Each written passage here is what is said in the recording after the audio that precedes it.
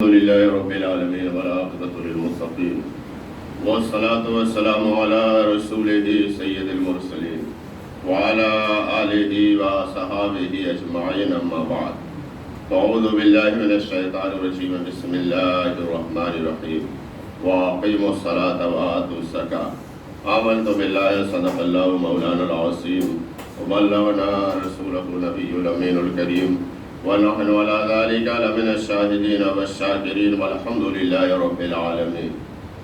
آئے حصول و برکت و سعادت کے لیے بارگاہ رسالت ماہ میں ہدیہ درود شریف پیش کریں۔ اللہم صلی علی سیدنا وعلی آل سیدنا مولانا محمد وبارک وسلم صلاۃ و سلام علیک یا رسول اللہ صلی اللہ تعالی علیہ وسلم۔ میں نے جو آیت مقدسہ پڑھی یہ قرآن شریف میں سب سے زیادہ تعداد میں آیت آئی ہے۔ نماز قائم کرو، زکوٰۃ۔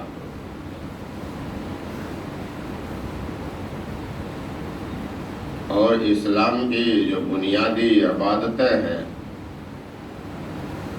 صرف زکوٰۃ ایک ایسی عبادت ہے جو کثرت کے ساتھ نماز کے ساتھ ساتھ میں آئی ہوئی ہے، اور نہ کہیں کسی بھی عبادت کا ایک دو بار دو چار بار ذکر ہوا ہے یا کبھی اتفاق سے ایک دوسرے کے ساتھ میں ذکر ہوا ہے، لیکن نماز اور زکوٰۃ سینکڑوں جگہوں پر ایک ساتھ میں اس کا ذکر ہوا ہے۔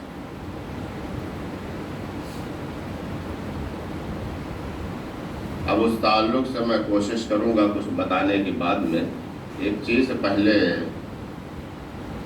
اس کے پہلے بھی ایک آدھ بار آپ کو دو تین بار بتایا گیا ایک چیز، اور بیچ میں 2 سال تو لاک ڈاؤن تھا۔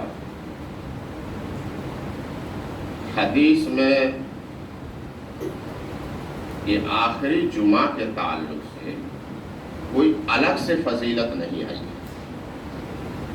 جمعہ کی فضیلت ہوتی ہے، یہ سید الایام ہے، دنوں کا سردار ہے، اور دنوں کی بنسبت جمعہ کی فضیلت ہے، یہ دنوں کا سردار ہے، اور جمعہ کو ہمارے لیے عید قرار دیا گیا۔ اور رتبے میں اگر جمعہ کی عید کا رتبہ اگر سمجھنا ہے تو آپ یہ سمجھ لیں عید و بقرعید سے زیادہ اس کی فضیلت ہے۔ عید و بقرعید واجب ہے، یہ فرض کے درجے میں، اور عید کے مقابلے میں جو اس کی اہمیت کم ہوتی ہے، وجہ اس کی یہ ہے کہ مہینے میں 4 بار آتا ہو، سال میں 1 بار آتی ہے، تو مہمان کی حیثیت سے ہوتی ہے، یہ گھر بلائے مہمان کی حیثیت سے ہوتے ہیں، لیکن رتبہ اس سے زیادہ ہے۔ لیکن جو جمعہ کی آخری فضیلت ہے، اس کے تعلق سے حدیث میں کچھ آیا نہیں، یہ صرف عوام کے ذہنوں میں بات بیٹھی ہوئی ہے۔ ہاں، جمعہ کی جو فضیلت رمضان کی جو الگ سے فضیلت ہے، وہ باقی جو 3 جمعوں کی فضیلت ہے وہی اس کی بھی ہے۔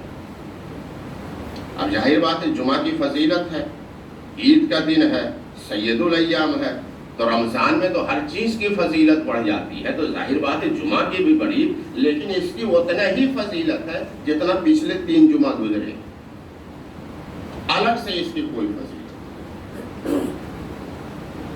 فضیلت کس بات میں ہے؟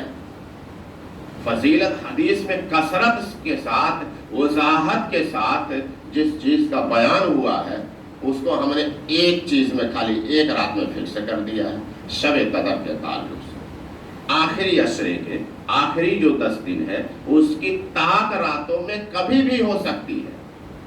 شب قدر 21 کو بھی ہو سکتی ہے، 23 کو بھی ہو سکتی ہے، 25 کو بھی ہو سکتی ہے، 27 کو بھی ہو سکتی ہے، 29 ایک باقی ہے اس میں بھی ہو سکتی ہے، تو آپ نے اس کے لیے خالی ایک رات 27 فکس کر دیا ہے، جبکہ 5 راتوں میں کسی میں بھی ہو سکتی ہے۔ یہ کثرت کے ساتھ اور وضاحت کے ساتھ آئی ہے کہ شب قدر کو آخری عشرے کی طاق راتوں میں تلاش کرو، اس میں اہتمام کرو، یہ فضیلت۔ اور دوسری جو فضیلت ہے، جب چاند ہو جائے گا عید کا تو اس رات کی فضیلت، اس رات کی وہی فضیلت ہے جو شب برات اور شب معراج کی فضیلت ہے. ہاں اس کی بھی وہی فضیلت ہے. اس دن ہمارے ہاں بالکل ماحول نہیں ہے، وہ صرف مارکیٹ کی نظر ہو جاتا ہے. اس کی وہی فضیلت وہ حدیث میں آئی ہے اور وضاحت کے ساتھ ہے. جو شب برات اور شب معراج کی فضیلتیں ہیں وہی عید کے رات کی فضیلت ہے جب چاند ہو جائے.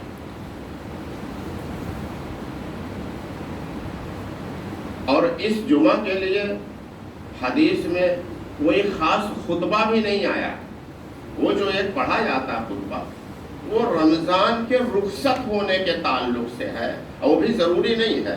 خطبہ لکھنے والے رمضان کی برکتیں جا رہی ہیں، افطاری کا ثواب جا رہا ہے، سحری کی برکتیں جا رہی ہیں، جو ہمیں ایک کا 100 گنا 70 گنا جو ثواب ملتا تھا یہ ہم سے جا رہا ہے. تو اس پہ تعصب کیا ہے. جہاں بھی کہا شہر رمضان کہا ہے، ماہ رمضان رخصت ہو رہا ہے، اس پہ تعصب کا اظہار، افسوس کا اظہار کیا ہے، جمعہ کے نہیں. اور عید کے تعلق سے بھی آپ اس دن بہت کنفیوز کا شکار ہوتے ہیں. سیدھی سی بات ہے، ارے تیاری کریں گے، تیاری کریں، کیا تیاری آپ کریں گے؟ کھچڑا بنائیں گے رات، حلیم بنائیں گے کہ رات بھر گھٹائی کرنی ہے اس کی؟ ارے جو بھی بنانا ہے 15-20 منٹ میں تیار ہونے والی چیز ہے.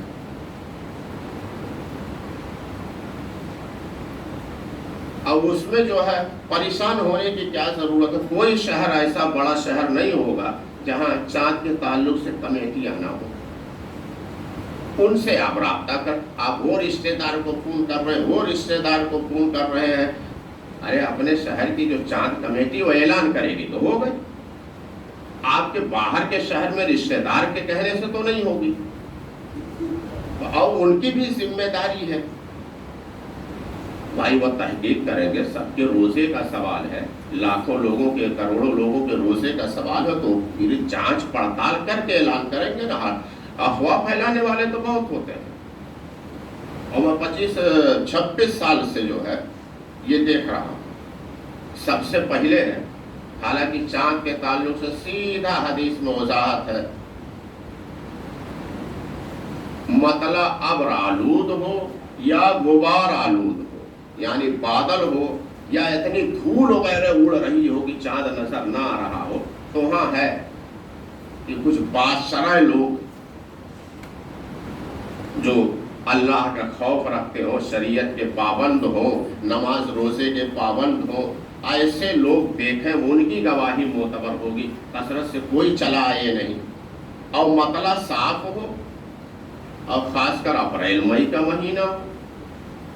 تب یہ نہیں ہوتا کہ فلاں جگہ 2 آدمی دیکھیں، تب جانچ پڑتال کرنی پڑتی ہے کہ آسمان پورے بھارت میں صاف ہے، خالی ایک شہر میں 2-3 لوگوں کو نظر کیوں آیا. تب چاند کمیٹیاں جو ہیں ان کو لاکھوں روزوں کو، لاکھوں کروڑوں لوگوں کو ان کے کندھے پہ ذمہ داری جانچ پڑتال کرنی پڑتی ہے. اور 25-26 سال سے میں دیکھ رہا ہوں، سب سے پہلے یہ کام بھیمنڈی کے لوگ کرتے تھے. 6-7 سال تک برابر انہی کو چاند نظر آتا تھا. اور اسی بنیاد پر بمبئی کی جو چاند کمیٹیاں تھیں ان میں اختلاف ہو گیا، 2 ہو گئی. وہی سوال ہوا کہ جب پورا آسمان پہ صاف ہے، بادل نہیں ہے، تو خالی وہی کو کیوں نظر آتا ہے بھیمنڈی والوں کو؟ ہم کو لاکھوں لوگوں کو کیوں نہیں نظر آتا؟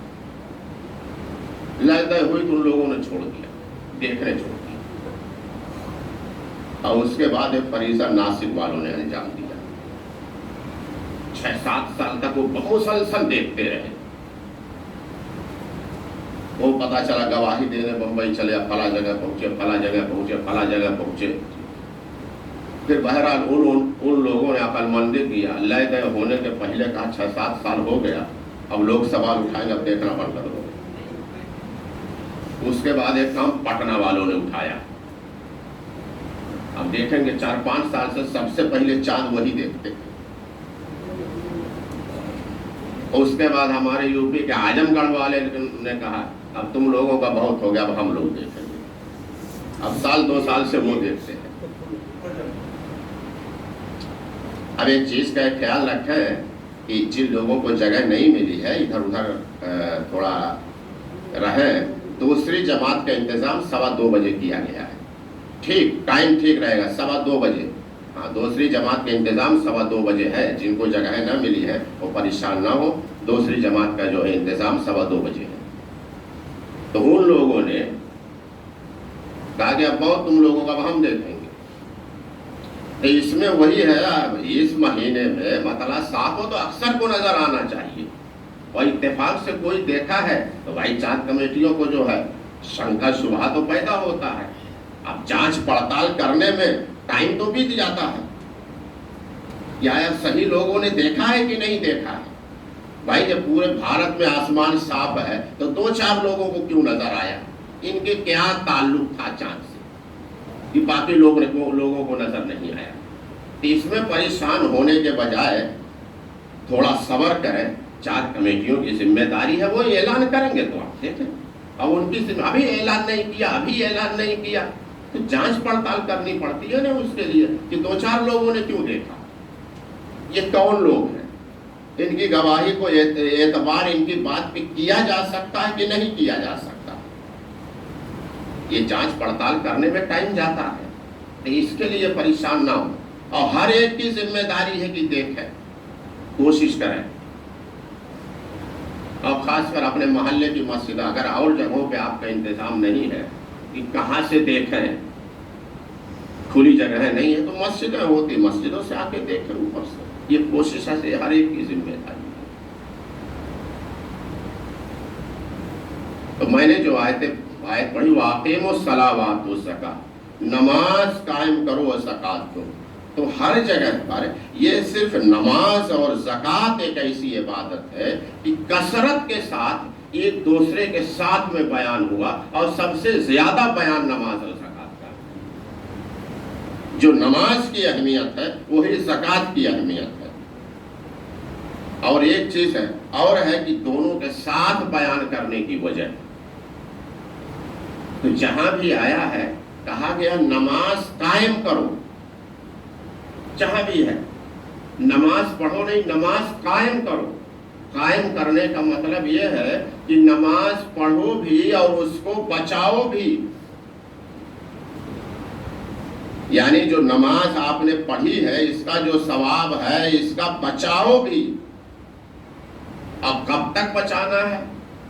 پوری زندگی اس کو بچانا ہے ضائع ہونے سے، نیکیاں ضائع بھی ہو سکتی، ہاں نیکیاں ضائع بھی ہو سکتی ہے، نماز جنت میں لے جانے والا عمل ہے اور سب سے افضل عبادت ہے، لیکن پتہ چلا جنت میں جانے سے پہلے ڈھیر ہو گئی، جو سب سے اہم عبادت ہے وہی ڈھیر ہو گئی، تو کیسے ڈھیر ہو جائے گی؟ تو نماز کا زکوٰۃ کے ساتھ کیوں ہر جگہ بیان ہے، یہ ڈھیر کیسے ہو جائے گی؟ حدیث پاک میں ہے، اللہ کے رسول صلی اللہ علیہ وآلہ وسلم نے صحابہ سے پوچھا، کیا تم لوگ یہ بتا سکتے ہو کہ سب سے زیادہ مفلس آدمی کون ہے؟ مطلب یہ سب سے زیادہ غریب اور مسکین آدمی کون ہے؟ مفلس مطلب غریب، سب سے زیادہ مفلس کون ہے؟ غریب اور مسکین آدمی کون ہے؟ ظاہر بات ہے جو ہمارے ذہن میں بات آئی وہی صحابہ نے بھی کہا یا رسول اللہ جس کے پاس مال و دولت نہ ہو، ظاہری اسباب نہ ہو، دنیاوی مال و منال نہ ہو، کہا نہیں، میری امت میں سب سے زیادہ مفلس، سب سے زیادہ مسکین وہ ہے جو قیامت کے دن آئے گا، نیکیوں کے ڈھیر اور انبار لے کر کے آئے گا۔ سب سے زیادہ مسکین اور مفلس کون ہے میرے امت میں؟ قیامت کے دن جب آئے گا تو اس کے پاس ایسا نہیں کہ نیکیاں نہیں ہوں گی، نیکیاں ہوں گی، اور اتنی کثرت کے ساتھ انبار اور ڈھیر نیکیوں کے اس کے ساتھ ہوں گے، لیکن وہ حقوق لوگوں کے پامال کیا ہوگا، کسی کا مال دبایا ہوگا، کسی کے حقوق پامال کیے ہوں گے، اور وہاں جب بدلہ دیا جائے گا تو اسی نیکیوں سے دیا جائے گا۔ جب اللہ لوگوں کو بدلہ، جب انصاف کی کرسی پر اللہ بیٹھے گا، انصاف پر اس کو کھڑا کرے گا، جب اس کا بدلہ چکایا جائے گا تو پتہ چلا جو نیکیوں کے انبار اور ڈھیر لے کر کے آیا تھا سب دوسرے لوگ لے گئے، جن کا حق دبایا تھا سب دوسرے لوگ لے کر کے چلے گئے اور اس کے پاس کچھ نہیں بچا، کہا سب سے زیادہ مسکین و مفلس یہ ہے، اب اس کی بھرپائی یہ نہیں کر سکتا، اب یہ سیدھا جہنم میں جائے گا، یہ بھرپائی اب نہیں کر سکتا، سب سے زیادہ مفلس و مسکین یہ ہے۔ تو زکوٰۃ کا نماز کے ساتھ بیان کرنے کا ایک مطلب یہ ہے، یہ اللہ نے زکوٰۃ جو ہے یہ دوسرے کا حق ہے، آپ کے پاس ہے، یہ دوسرے کا حق آپ کے پاس ہے، اب آپ نے ادا نہیں کیا تو ظاہر بات ہے اس کو تو دینا پڑے گا، اور پتہ چلا جنت میں جانے سے پہلے آخری منزل پر ساری نیکیاں ڈھیر ہو گئی، جن کا ہم نے حق دبایا تھا وہ سب لے گئے اور ہمارے پاس کچھ نہیں بچا، اور جب کچھ نہیں بچے گا تو اس کی اب بھرپائی نہیں ہو سکتی۔ یہاں ہے کچھ معاملہ خسارے میں چلا گیا، کچھ ضائع ہو گیا، یہاں آپ عمل میں ہیں، دارالعمل میں ہیں، یہاں بھرپائی کر سکتے ہیں، لیکن اب وہاں بھرپائی کا کوئی انتظام نہیں ہے۔ اللہ کے رسول صلی اللہ علیہ وآلہ وسلم نے فرمایا کہ یہ میری امت میں سب سے زیادہ مفلس و مسکین وہ ہے جو قیامت کے دن آئے گا، نیکیوں کے انبار اور ڈھیر ہوں گے لیکن لوگوں کو حقوق دبایا ہوگا، اور جب وہاں حساب کتاب ہوگا تو نماز کا ثواب، دیگر نیکیاں ایک دوسرے کے نامہ اعمال میں چلی جائیں گی اور اس کے پاس کچھ نہیں رہ جائے گا۔ تو اس چیز کا جو خیال رکھیں کہ جہاں بھی نماز کا بیان ہے یہ کہا گیا نماز قائم کرو اور زکوٰۃ دو، یعنی نماز پڑھو بھی اور اس کو بچاؤ بھی، جیسے ہماری ذمہ داری پڑھنے کی ہے ویسے اسے بچانے کی بھی ذمہ داری ہے، اور بچانے کی ذمہ داری یہ ہے لوگوں کے ہم حقوق پائمال نہ کریں، اور جو سب سے بڑی چیز ہے وہ زکوٰۃ، اس لیے زکوٰۃ فرض ہے اتنا اللہ نے ضروری، جتنی نماز ضروری ہے اتنے زکوٰۃ ضروری ہے۔